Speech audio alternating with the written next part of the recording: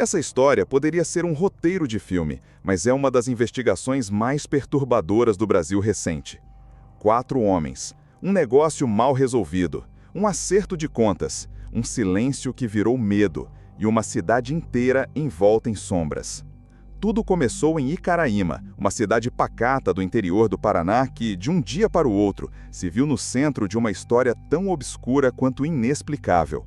Alencar Gonçalves de Souza estava indignado. Tinha vendido um terreno à família Buscariolo por R$1 milhão, mas só recebera 250 mil. O resto? Uma promessa quebrada, um financiamento frustrado e a sensação de ter sido enganado. Mas Alencar não era de engolir prejuízo calado. Quando percebeu que não conseguiria mais reaver o dinheiro, decidiu que era hora de agir, e para isso chamou reforços. Vieram do interior paulista 3 homens experientes. Não eram bandidos, não carregavam armas, não tinham fama de violentos, mas tinham algo em comum: sabiam cobrar. Diego Henrique Afonso, Rafael Juliano Marascout e Robesley de Oliveira. Junto com Alencar, eles cruzaram mais de 600 quilômetros de estrada até Icaraíma, no dia 4 de agosto. Era uma missão de cobrança, risco calculado. Na chegada foram direto ao ponto. Encontraram os Buscariolo numa propriedade rural em Vila Rica do Ivaí.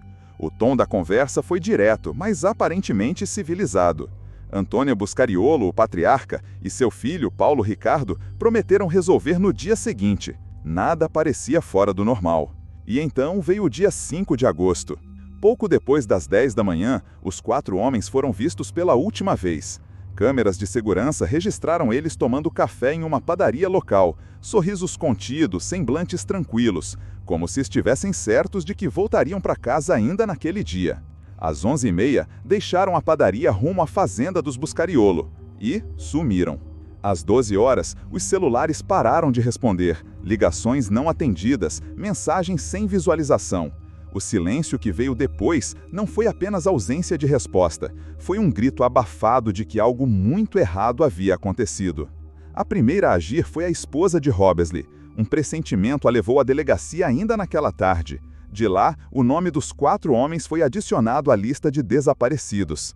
A polícia rapidamente conectou os pontos. Um conflito por dívida, um encontro marcado e o desaparecimento logo após isso. A fazenda dos Buscariolo se tornou o centro das atenções. Quando policiais chegaram ao local, encontraram Antônio e Paulo. Foram levados à delegacia para prestar depoimento.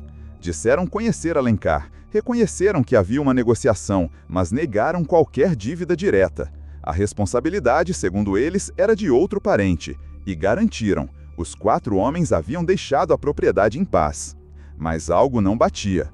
Eles estavam calmos, demais. Não demonstraram qualquer surpresa ou preocupação com o sumiço, e isso acendeu o alerta dos investigadores. Testemunhas começaram a relatar em sussurros que tiros foram ouvidos na manhã do desaparecimento nas redondezas da fazenda, mas ninguém quis registrar nada. O medo da família Buscariolo falava mais alto. Sem provas, a polícia teve que soltar os suspeitos, mas o cerco se fechava. Viaturas ocuparam as estradas de terra, drones com câmeras térmicas sobrevoaram áreas de mata fechada, cães farejadores, helicópteros, mergulhadores no rio Ivaí, tudo em busca de um rastro, qualquer sinal dos 4 homens. E foi então que surgiram pistas estranhas. Um boné foi encontrado no mato. Depois, informações anônimas indicaram a existência de bunkers subterrâneos nas proximidades. Estruturas escondidas, disfarçadas sob a vegetação densa. Segundo as denúncias, eram usados para contrabando de cigarros e drogas vindas do Paraguai. Esses bunkers ficavam perto do pesqueiro da família Buscariolo e, segundo os relatos, pertenciam a um conhecido contrabandista morto anos antes. Com lanternas em mãos e armas em punho, os policiais desceram aos compartimentos escuros. A tensão era sufocante. Corredores estreitos, cheiro de umidade e a expectativa de encontrar algo, ou alguém. Mas não havia nada. Nem corpos, nem roupas, nem documentos. Era como se o vazio estivesse ali de propósito, como se quem tivesse feito aquilo soubesse exatamente como apagar uma cena de crime.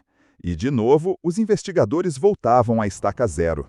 Mas o medo crescia, e os sussurros também. Moradores começaram a relatar em tom baixo movimentações estranhas, caminhões durante a madrugada, barcos atravessando o rio carregados, tiros, sempre tiros. "Todo mundo sabe quem manda aqui", disse um morador sem se identificar. E esse poder não vinha da polícia, nem da prefeitura, vinha do pesqueiro. A figura de Antônio Buscariolo ganhava contornos sombrios. Já havia sido candidato a vereador, já tinha passagem por porte ilegal de arma, mas agora era visto como líder de algo maior, uma teia de influência, silêncio e medo. Com o tempo, as buscas deixaram de ser por pessoas vivas. A polícia admitiu, já tratava o caso como homicídio, uma emboscada seguida de ocultação dos corpos. E quanto mais investigavam, mais apareciam os detalhes que ninguém tinha coragem de contar. Mas a pergunta seguia ecoando: onde estavam os corpos? Nenhum corpo, nenhum carro, nenhuma peça de roupa, nenhuma gota de sangue, nada, nada. Era como se os 4 homens tivessem sido apagados do mapa. A teoria mais temida, mas também a mais provável, começou a ganhar força entre os investigadores. Eles foram executados e os corpos ocultados com precisão.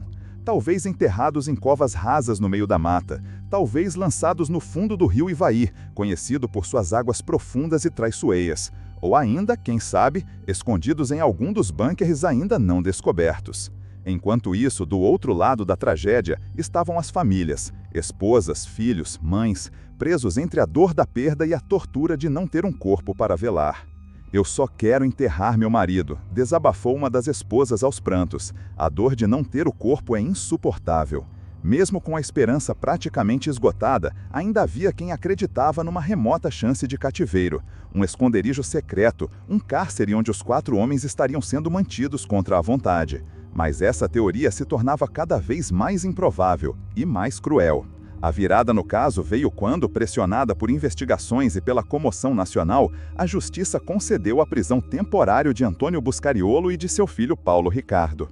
A notícia parecia indicar o fim da impunidade. Mas o que aconteceu em seguida só aumentou o mistério.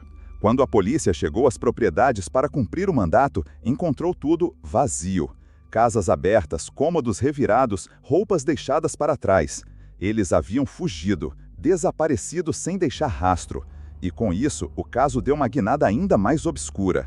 A fuga foi interpretada como um recado para os investigadores, para as famílias, para a cidade inteira.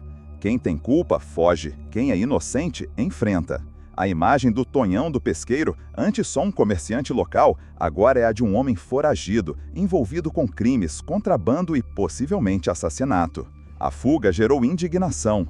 "Se eles são inocentes, por que fugiram?", questionava indignada uma das esposas em frente às câmeras. "A gente só quer a verdade, só queremos enterrar nossos maridos."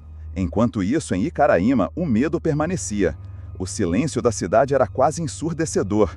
Alguns ainda se recusavam a falar. Outros, com o sumiço dos Buscariolo, começaram a quebrar o pacto do silêncio. Relatos surgiram.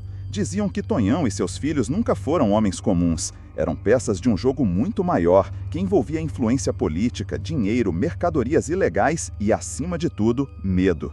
Com a fuga da família Buscariolo, o caso ultrapassou os limites do Paraná. A mídia nacional passou a acompanhar o drama de perto. Canais de TV, rádios, portais de notícias, todos contavam a mesma história. 4 homens desapareceram em plena luz do dia, diante de uma cidade inteira, e os principais suspeitos evaporaram. As famílias continuam vivendo um luto inacabado. Não houve velório, não houve despedida, não há paz. Apenas uma pergunta ecoando sem parar: onde estão? A cada novo dia sem resposta, a esperança se transforma em dor.